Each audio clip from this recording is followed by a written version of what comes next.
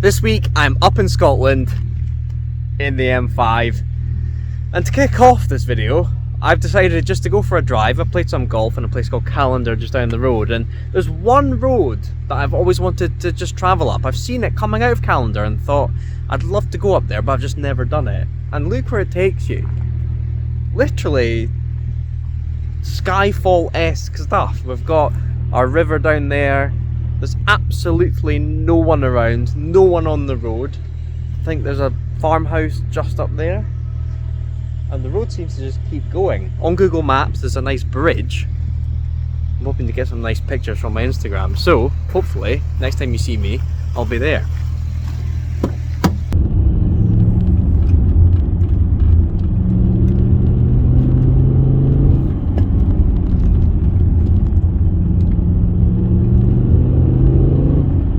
It's been a slight fail. The tarmac ended quite quickly after that last piece to camera, and it's got quite gravelly, and the bridge I want to get to is up in that glen up there, and the farmer has closed the gate for it, so we can't get to it. But I found a bridge, and the E61 still looks great on it.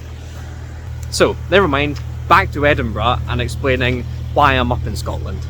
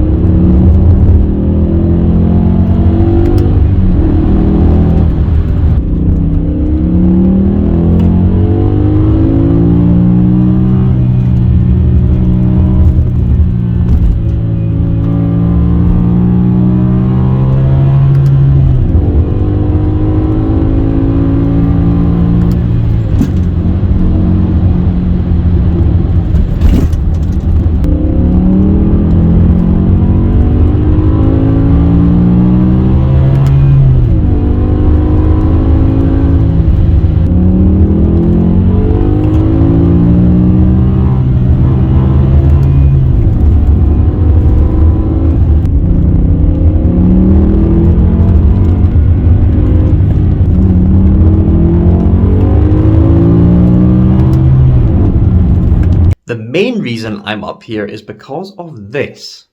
Now, some of you might know what this is, and some of you probably don't. This is a blow stick for a set of bagpipes. Some of you will know I've been playing the bagpipes for quite a while now. In my Aaron video, I had a little play with them. And I'm getting my bagpipes refurbished because my sister, in those pictures behind me, is getting married this year, and I wanted my pipes tip-top for that occasion because I'll be doing piping throughout that day. So the pipes are down at a shop in the city centre called Kilbury Bagpipes, getting a bit of a light restoration, and the final part of that was this blow stick. So the plan is to get this buffed up, and you can actually just see it there. See where my finger is just there? You can see a bit of the original colour of this horn. So we can now buff this using a machine and hopefully get it back to its original colour. Now, it might seem a bit startling me talking about animal horn and especially elephant tusks.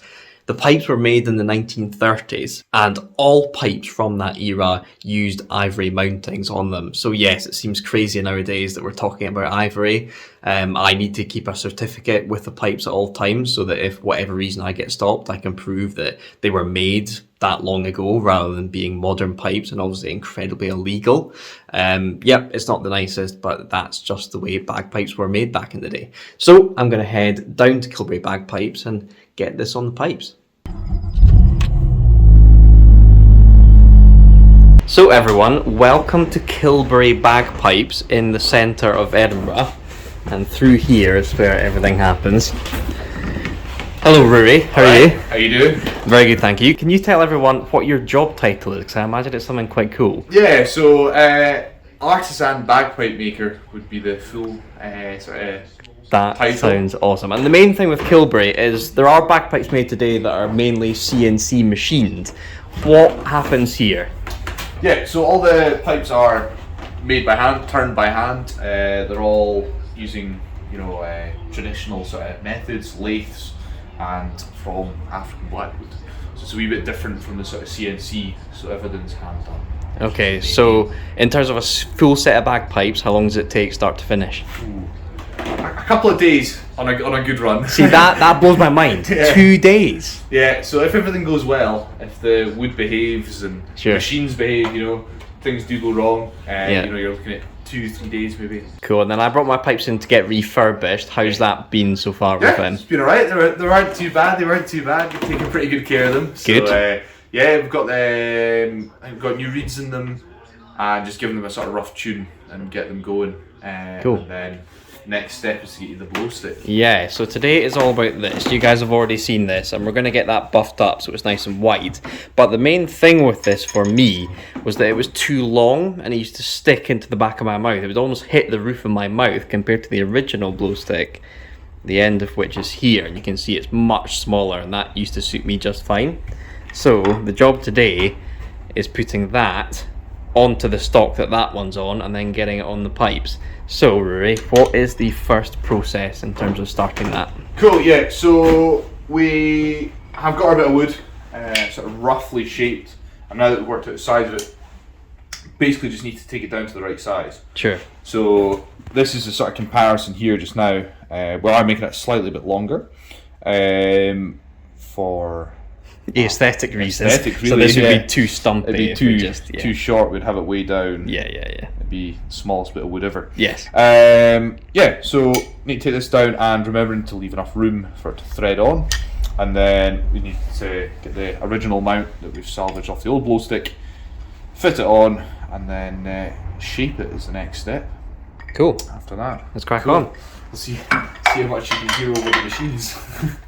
So while Rory is getting everything prepped, I'm just going to take you for a tour around this amazing little workshop.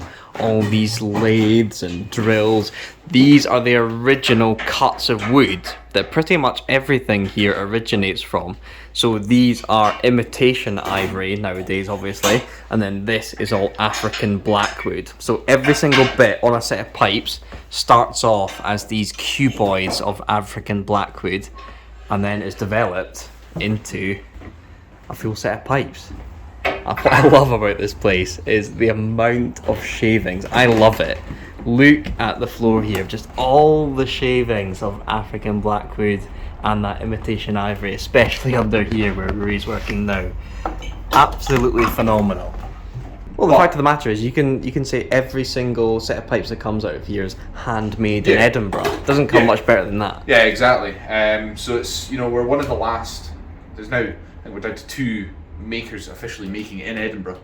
From Wow. while we were down to 1, which was us, which is a bit of a shock compared to, you know, in years gone by there was, you know, quite a number of folk, you know, maybe smaller makers just sort of doing it for fun, but you know, back when pipes were sort of booming, you know, the hand turning stuff was happening. There's a lot of it in Edinburgh, so to be doing it, you know, hand turning it, you know, it's a big step. To keep things traditional. Fair play for hammering on. And I hear business is good, so yeah, crack on. It's always good.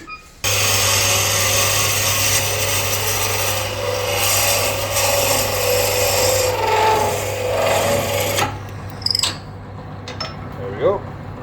So that's it, pretty close. To leave a bit for it to thread on. We'll true this up and take it down a wee bit more. Just a case of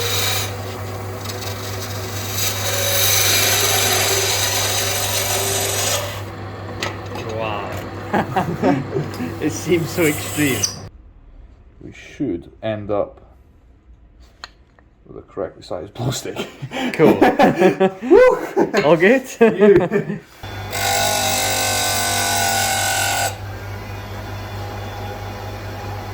Cool.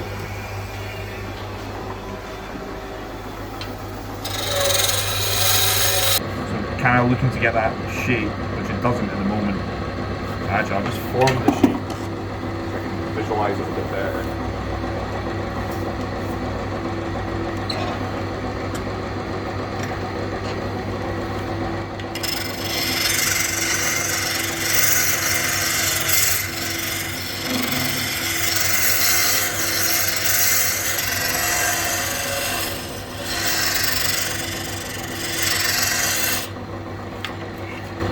So that's a bit more like the shape of it. It's kind of got the same curve. Same taper, yeah. it curves in and then comes out a wee bit, so it kind of kept that shape. Comes in and it bows out again.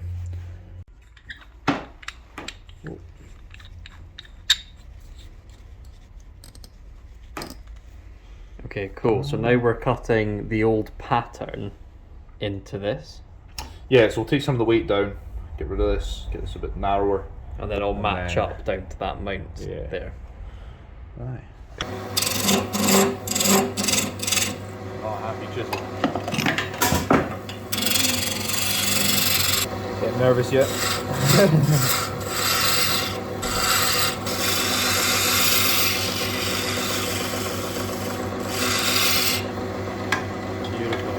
Cool. So we've kind of lost the shape a wee bit, but that's pretty damn close to size. Nice and snug. I couldn't quite see it when it was spinning, but yeah, that's not far off at all. That's not bad. That's not bad.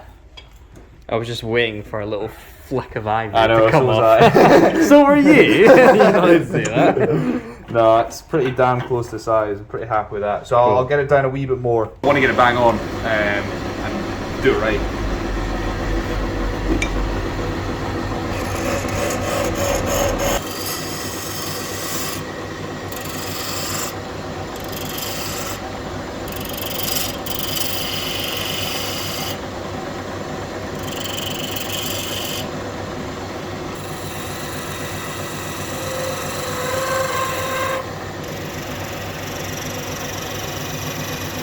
Yeah, one more. That's fine. That was a close one. I was like, that doesn't look right. It is right.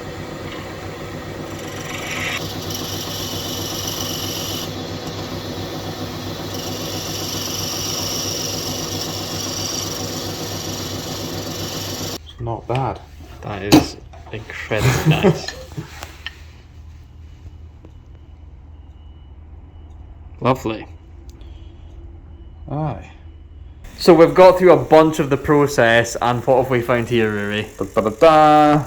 It's been broken before. So originally I was told that that was made from horn, but it's clearly not, is it? What material is that? So it's a Catalan material, or the company name is Catalan. Okay. It's a plastic, basically. I've just finished my lunch. Let's see how Rory's getting on. Right. How's it going? Aye, not bad. Getting there. So it's a new type of plastic. It's quite brittle is the only thing. Okay. So, but it does come off in big sort of reels of plastic, and but we're going to try and copy this already existing shape. So we've decided that the glue situation isn't great. So basically making a brand new one out of this imitation material here. I just can't believe how quickly it happens. Like, we decided to make a brand new one, and for me, I imagine that's going to be a day or two, and you're just absolutely flying through. This has been like, what, half an hour or something, and you're already cracking on. So hopefully we'll... It's all threaded it. Thankfully the thread is the same size as the existing mouthpiece. Right. Which we'll be glad to hear. So we don't need to make an entire new blow stick again, which is good. And then... where is it? It's around here somewhere.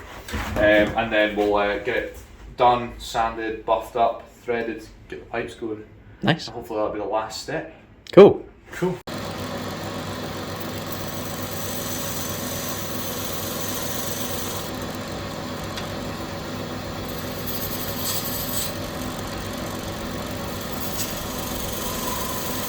You guys may have seen a behind the scenes video that we did at James May's pub, where I actually gave him one of the chanters from Kilbury Bagpipes, and it was literally made at this table here. You can see all the different bits of practice chant there. It's mostly chrome and nickel stuff they've got there that mount onto the chanter. I went for the imitation ivory, which is what this new glow stick is being made out of, because I just think it looks a bit cooler. But this place is where hopefully James May's journey towards learning the bagpipes has started. So that's finished now, and the aim was to basically get these two the same length despite the sort of differing designs, and it looks like we've pretty much got there. Just slightly more on this one here. Yeah. It's a shame that this one's completely broken. It would have been cool to reuse that, but this has come out really nicely. Yeah, it has. So it's a wee bit different, slightly bigger bead, a wee bit chunkier. Cool. stand out a little, but aye. And this whole process is quite stressful because you don't know what is under that block of wood that you're machining. I've got an example around here of what can happen when it goes wrong. You know, it can start out looking pretty good, and you're thinking profile's going well. This is obviously a section of the pipes, one of the tenor drones. Yep. And then I thought it's a bit heavy here. Well, it was. So I started to turn it down, and out popped a rotten bit or a knot in the wood. So that is just a natural occurrence in the wood that you've come across. So it was nothing or wrongdoing or anything. It was just turning it away, and then oh dear. So you can get this far into machining a bit of bagpipe, and then boom. So it's been bored out. It's had the initial pilot bores put through it. It's been opened out for the bore in here. It's the chamber put in. It's the bell put in. It's then been roughed down. It's had all that work done, and then so it's probably a good couple hours work before you get to the stage of oh dear, that's got to go in the bin, or if it had been potentially could be repurposed for other things, but the place that it's in, it's looking kind of difficult. So okay, well that's the machining done then. So do we just need to get a valve on the end of that, and then we can start playing the pipes? Get a valve on it, and away we go. Cool. So here's the new blow stick now inserted into the pipes, and slightly different colour, but that is looking absolutely fantastic.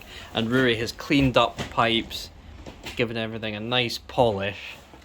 But there is one thing left. These are the cords of the pipes that keep the drones together, and this is the bag cover. These have been carried over from when I was at school. These are actually my school colours, and the bag sort of matched the uniform that we had, but I reckon we can do better and go back to the original cords and bag that were on the pipes.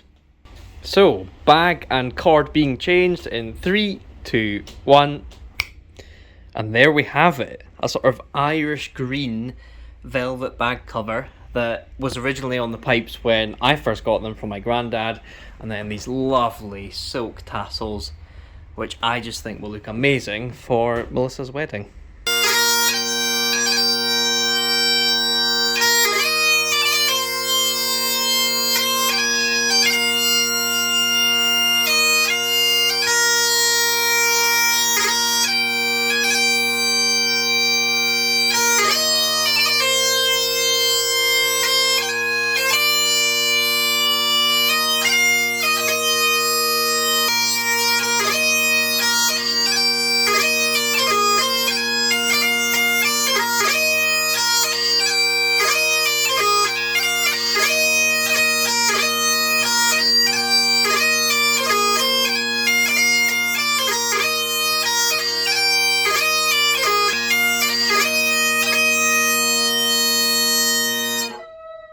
Sound great. They do actually. They're so good. Lovely. Thank you so much. Nah, no worries though. It's good to sit here and hear them. I can't believe that turns out in one day. Guys, the thing I can't quite get to grips with is that we were supposed to clean up the original one of these, and then it cracked, and then within an hour, Rory had this done, threaded, and ready to go in the pipes. It looks great. It feels great, and I don't know what you guys thought of that performance, but I thought the pipes sounded absolutely amazing. What a fantastic refurbishment. So there we have it, guys. If you ever want a set of bagpipes, I cannot recommend the guys at Kilbury, just off the Royal Mile in Edinburgh. They're absolutely fantastic.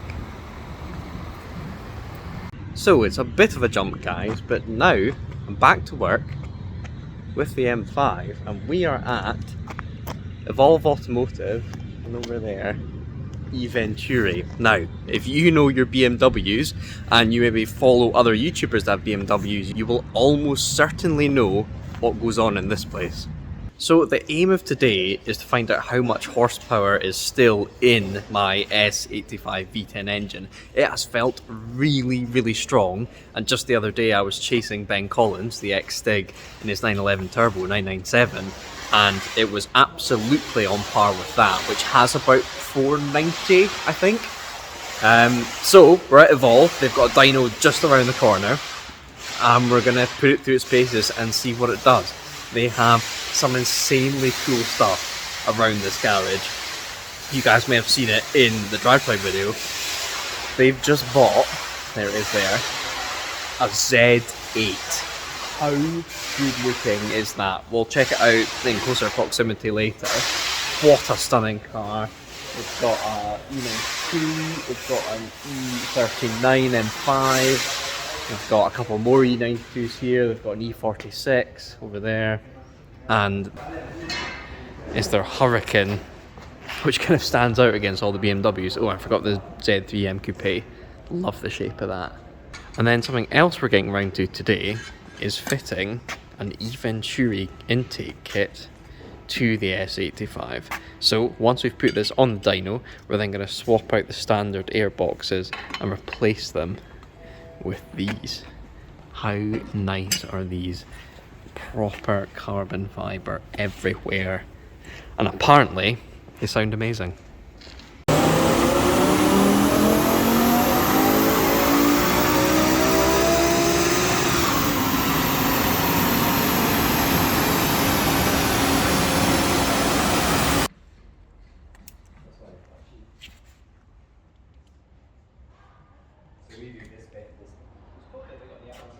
I realise it's very loud, but the Beamer's back on the dyno with the intake. Fingers crossed for a few more horsepower.